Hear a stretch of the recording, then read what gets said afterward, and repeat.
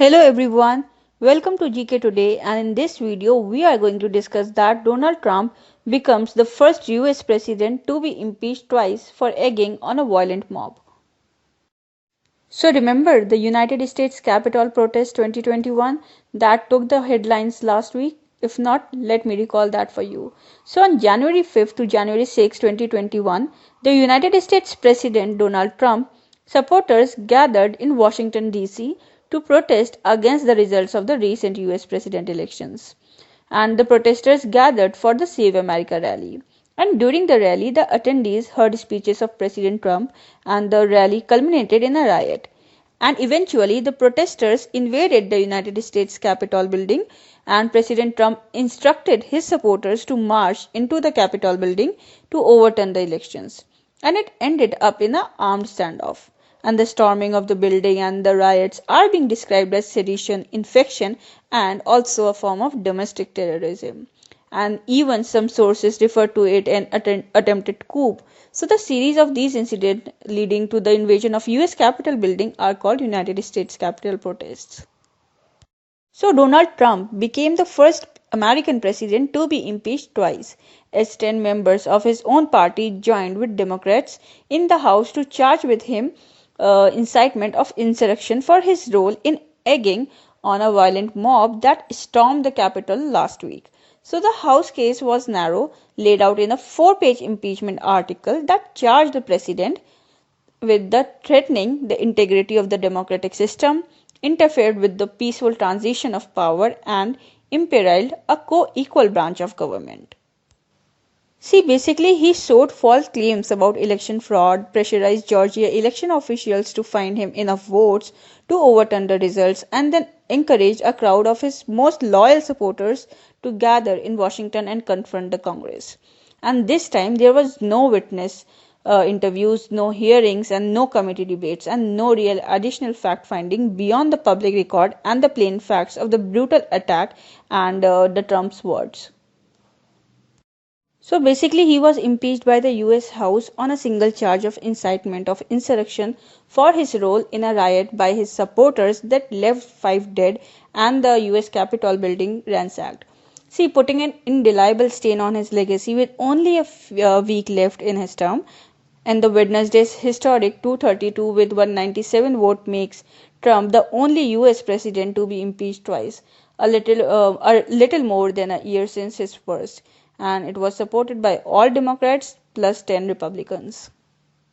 See, the attack on the Capitol building stunned and frightened many lawmakers and motivating Democrats to act fast. So the impeachment proceeding went forward without hearings and taking witness testimony or an investigation.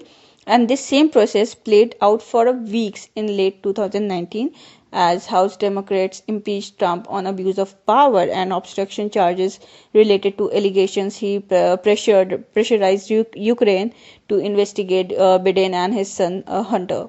So Democrats claimed that there was a clear public support for this second impeachment, and arguing that much of America had been repulsed from what they witnessed playing out on January 6th. So basically, what does the process of impeachment do? See, impeachment in the House sets up a trial in the Senate where 2/3 majority is required to remove the president from office. And Trump has already been the third US president in history to be impeached by the House of Representatives, and now he has become the first United States president who has been impeached twice in his tenure. So the 2 prior impeachments were of Andrew Johnson that took place in 1868 and that of Bill Clinton that took place in 1998. See, the legislature of the United States of America, that is the Congress of the United States, consists of 2 houses. The Senate, in which each state, regardless of its size, is represented by 2 senators, and the House of Representatives, to which members are elected on the basis of population. Further, the US Constitution states that the president can be removed for conviction of treason, bribery, or other high crimes or misdemeanor. So firstly, let's discuss the procedure for impeachment of President of United States, and then later we will discuss the process of impeachment of the President of India.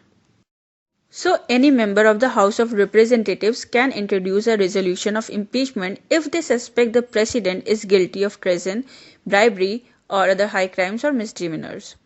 Further, the House of Representatives considers the set of charges, and if a simple majority, that is 51%, support impeachment, the process moves to trial.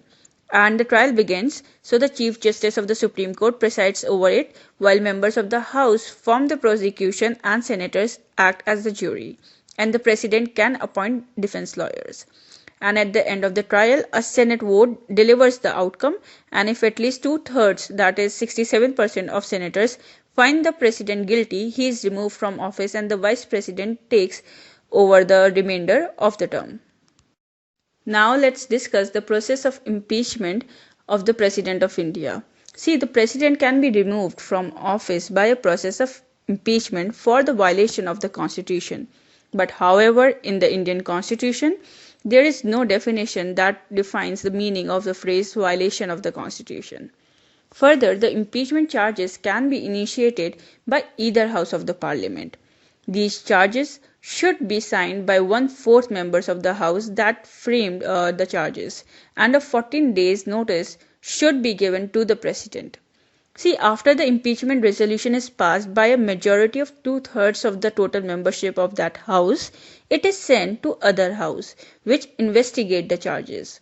And the President has the right to appear to be represented at such investigation. And if the other House also sustains the charges and passes the impeachment resolution by a majority of two-thirds of the total membership, then the President stands removed from his office from the date on which the resolution is so passed.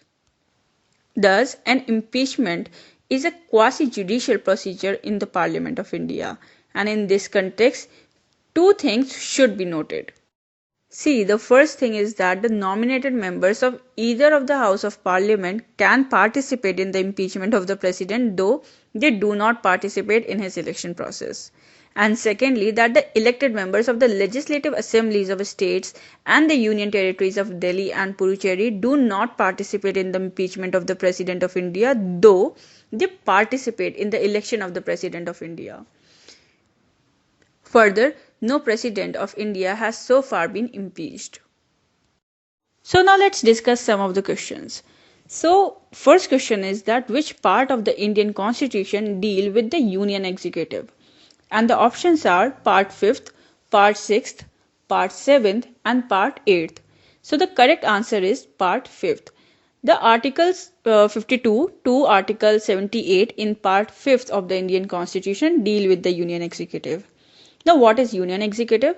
So, Union Executive consists of the 5 posts that are the President, the Vice President, the Prime Minister, the Council of Ministers, and the Attorney General of India.